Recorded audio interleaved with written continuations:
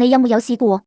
明明你先認識一個人，明明你陪佢走過最難嘅日子，但最後佢站喺全世界面前，選擇咗另外一個人，而你只能坐喺黑暗裏面，睇住屬於你嘅故事變成別人的大團圓。2026年香港，一場滿月宴，將三個人多年隱藏嘅感情徹底推到所有人面前，但所有人睇到嘅只係謝霆鋒跪低求婚嗰一幕，冇人知道同一個下午，香港另一邊有一個女人坐喺車裏面，刪掉咗3行打咗好耐嘅字，而一個18歲嘅少年就站喺2樓窗邊，靜靜睇住自己父親做出選擇。呢一日之後，所有人都問同一個問題：謝霆鋒到底選咗邊一個？電話響起嗰陣，謝霆鋒正喺廚房裏面幫女兒沖奶粉，熱水壺剛剛按落開關，水聲開始響起，但手機另一邊傳來嘅聲音令佢整個人停咗。電話裏面，王菲沉默咗幾秒，然後問：你一邊同我講話會帶我返屋企，一邊又瞞住我，同佢重新開始。謝霆鋒冇出聲，佢望住手上未開好嘅奶粉罐，好似突然之間連一個解釋都揾唔到。王菲繼續問：張柏芝滿月宴嗰日，你企喺佢身邊，你抱住佢，你切蛋糕，你仲向佢求婚。你之前同我講，你最近只係忙工作，原來你忙嘅係呢樣。電話裏面只剩低呼吸聲。王菲笑了一下，但呢個笑聽落比喊更加難受。佢話：你告訴我，我算咩？謝霆鋒慢慢放低奶粉罐，行到窗邊，望住外面嘅夜景。佢終於開口：阿菲，你聽我解釋。但王菲打斷咗佢：解釋？你解釋俾我聽。你同我講，下輩子早點帶我返屋企。轉頭，你就當住全香港人面前，跪喺另外一個女人面前，咁邊一句先係真，定係兩句都係假？謝霆鋒張開口，但一個字都講唔出來，因為有啲答案其實唔係解釋就可以解決。王菲停咗一陣，然後講咗一句，語氣平靜到令人心痛：你知唔知道嗰晚我喺邊？我喺你屋企門口，你爸爸叫人鎖咗門，我喺出面等咗半個鐘，我坐喺車裏面打咗3行字，但最後全部刪晒。謝霆鋒握住手機，手指慢慢收緊。王菲繼續：因為我怕打擾你，我怕你難做，我怕你唔知道應該選邊個，但原來我唔需要等你選擇，因為你已經選擇咗。電話掛斷，謝霆鋒望住手機屏幕，上面顯示通話結束。佢企咗好耐，冇回撥，亦都冇發任何消息，只係轉身將奶粉罐蓋反好。但嗰一晚，佢一個人都冇聯繫。而呢件事要由3日前講起。2026年香港，張柏芝生下第4個女兒，滿月宴喺淺水灣豪宅舉行。嗰日下午3點，謝霆鋒一身黑色西裝站喺門口迎賓，所有鏡頭都對準佢。有人見到佢眼泛淚光，不斷用手拍擦眼。佢笑住同賓客講：個女好似我。張柏芝着住淡粉色套裝，懷裏面抱住剛滿月嘅女兒，笑容溫柔，就好似一個等咗好多年，終於等到結局嘅女人。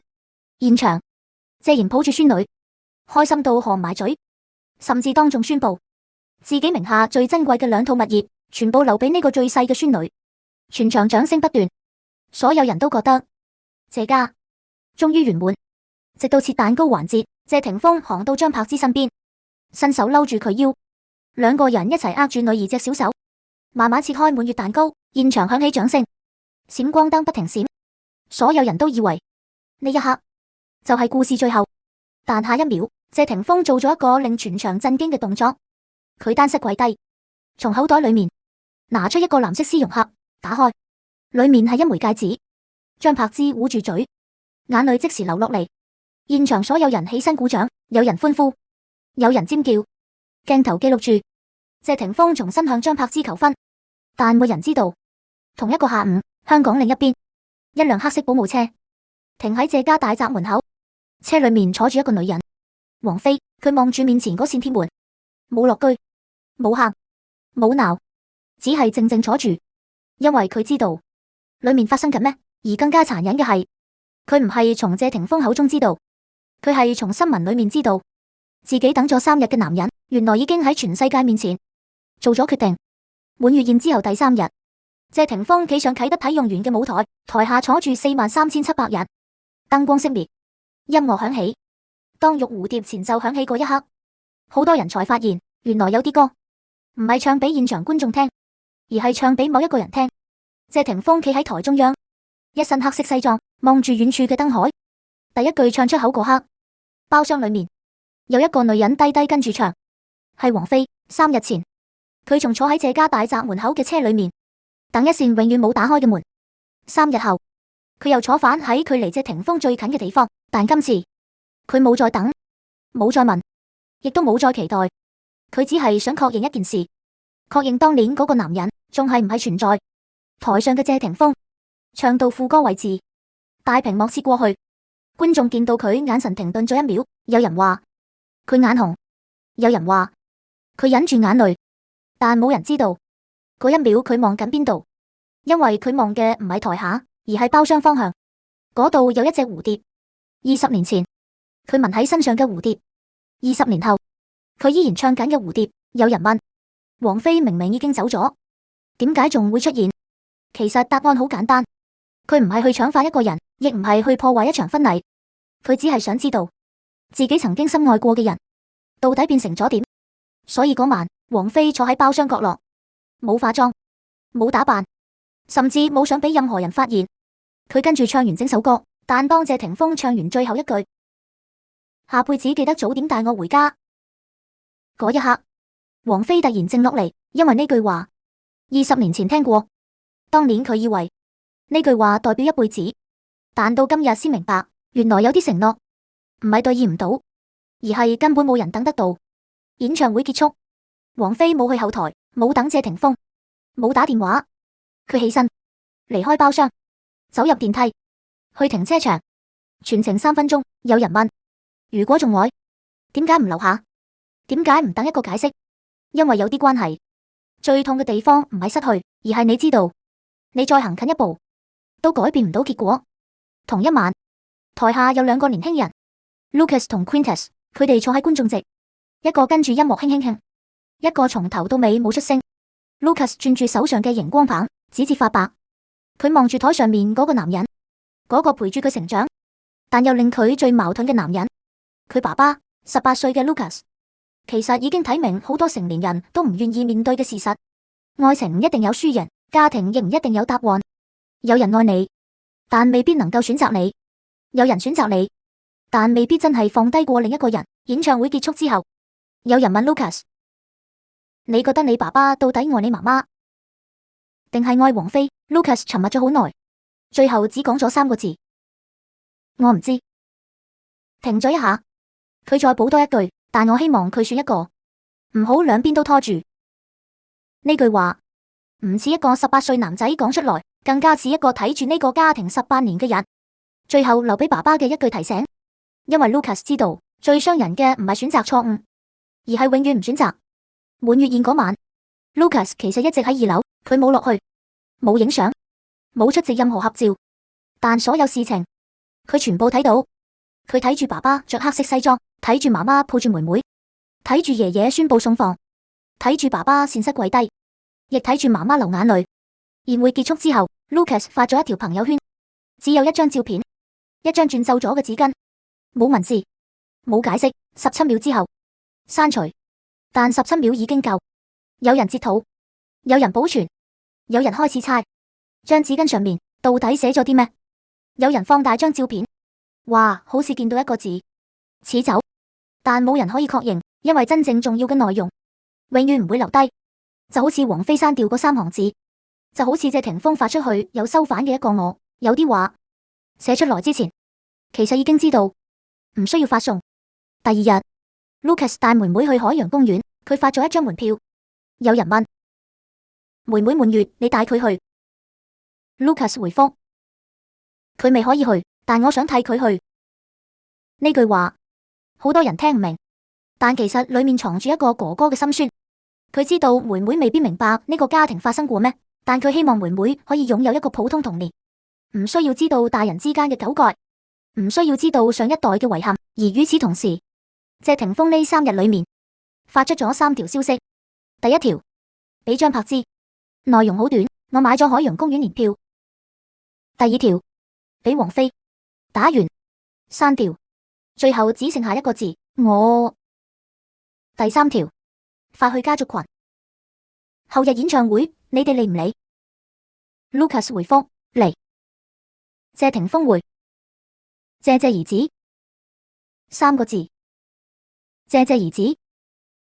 可能係呢72小時裏面，謝霆鋒講過最真嘅一句話。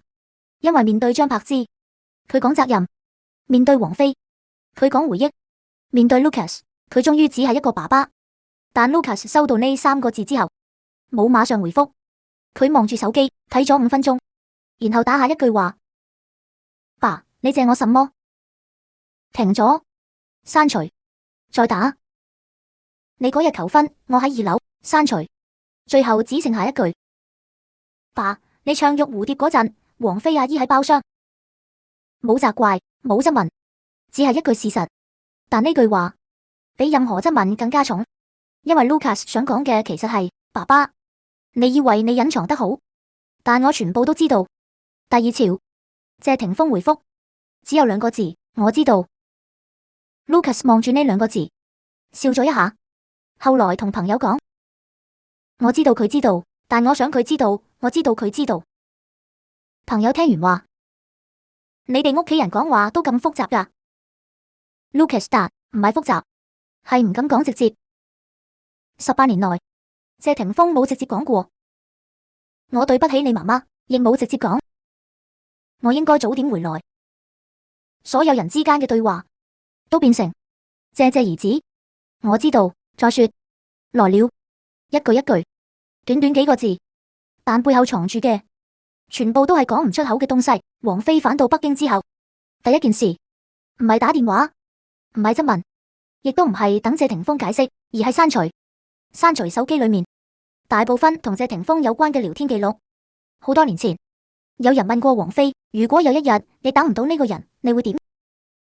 佢當時冇回答，因為嗰陣嘅佢相信，有啲人就算行散咗，最後都會返嚟。但去到2026年，佢終於明白，有啲人唔係唔愛你，而係佢永遠都喺猶豫，永遠都停留喺選擇之前。滿月宴嗰晚，車裏面，王菲打咗3行字，第一句：我睇到新聞。打完，刪除，因為太輕到好似只係通知對方，但其實佢心裏面有好多問題。第二句：你同我講你忙嘅就係呢個。打完，刪除，因為太重，太似質問，太似一個輸咗嘅女人，逼對方解釋。第三句，佢打咗好耐，手指停喺發送鍵上面，最後寫：你選佢，我唔怪你，但你應該早點告訴我。呢3句其實先係王菲真正想講嘅，唔係憤怒，唔係挽留，而係一個人最後嘅體面。但最後佢都刪咗，因為佢突然明白，一個已經作出選擇嘅人，你再告訴佢你令我好難過，其實已經冇意義。所以王菲離開咗，冇責，冇鬧，冇公開回應，佢選擇最安靜嘅方式退出。但返到北京之後，佢留低咗一樣嘢，一段7秒鐘嘅語音。2023年，謝霆鋒曾經發過俾佢，裏面只有一句：阿飛，我夢到你了，你喺度唱紅豆。就呢7秒，王菲保存咗3年，亦都成為最後冇刪除嘅記錄。有人問：點解唔刪？因為有啲東西唔係因為仲期待，而係因為佢代表一段曾經真實存在過嘅時間。但後來，王菲有一次講起呢段語音，佢話：我聽到第7次嗰陣，突然發現原來個聲音已經唔一樣。以前嘅謝霆鋒講一句我夢到你，裏面有少年感，有衝動，有不顧一切。但2023年嗰個聲音已經係一個成熟男人，一個有家庭、有責任、有過去嘅男人。一句溫柔嘅話，但已經冇以前嘅溫度。所以王菲最後關掉咗，冇再聽。另一邊，張柏芝亦都開始沉默。滿月宴之後第3日，所有人以為佢終於等到答案，等到謝霆鋒重新回到身邊，等到一場遲來嘅婚禮。但第3日晚上，張柏芝做咗一個動作，佢摘低咗戒指，唔係 wing，唔係退回去，亦唔係宣布結束，佢只係將戒指放入抽屜。剛好嗰陣，Quintus 推門入嚟，見到媽媽手上冇戒指，問：媽，你點解唔戴？張柏芝背住佢，將戒指放好，關上抽屜，然後講：戴住佢，我唔方便抱妹妹。聽落好似一個理由，但 Quintus 知道呢個唔係真正原因，因為抱妹妹嘅時候，媽媽一直都可以用另一隻手。真正嘅原因係，她等緊，等謝霆鋒有一日問：你點解唔戴？你唔中意嗎？你開心嗎？但一句都冇。滿月宴之後，謝霆鋒忙住演唱會，忙住排練，忙住音樂，忙住舞台。佢冇發現，嗰枚戒指已經唔喺張柏芝手上。有時候，傷人唔係一句狠話，而係你連對方嘅變化都冇注意到。3日後，張柏芝又將戒指拎出來，放喺床頭，望咗好耐，然後重新放返入抽屜，因為佢終於明白，有啲承諾唔係冇發生過，而係發生之後未必會繼續。而謝賢呢位老人家，可能係呢場故事裏面最開心嘅一個。滿月宴嗰日，佢抱住孫女，笑到停唔到，宣布將最值錢嘅2套房過戶俾最細嘅孫女。佢以為謝家終於反正軌，兒子返嚟，孫女出生，家庭完整。但佢忽略咗一件事，人可以返到一個屋企，但未必可以返到過去。謝霆鋒坐喺舞台之後，面對4萬多人，面對自己唱咗幾10年嘅歌，其實佢已經知道自己唔可能再回到當年，因為當年嘅蝴蝶，當年嘅承諾，當年嘅2個人已經全部變咗。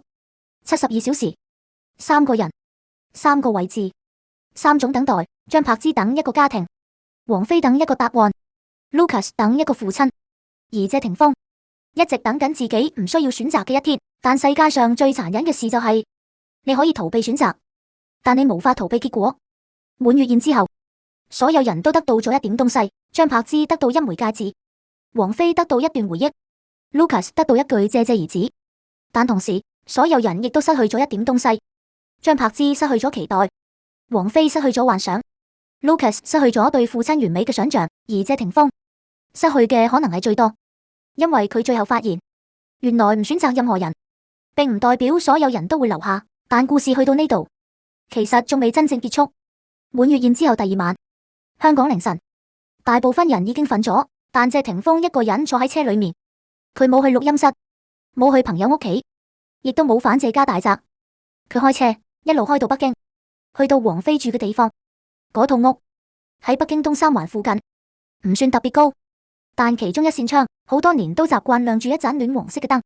謝霆鋒知道自己唔應該去，所有人都同佢講唔好再揾佢，事情已經發生，你要面對現在。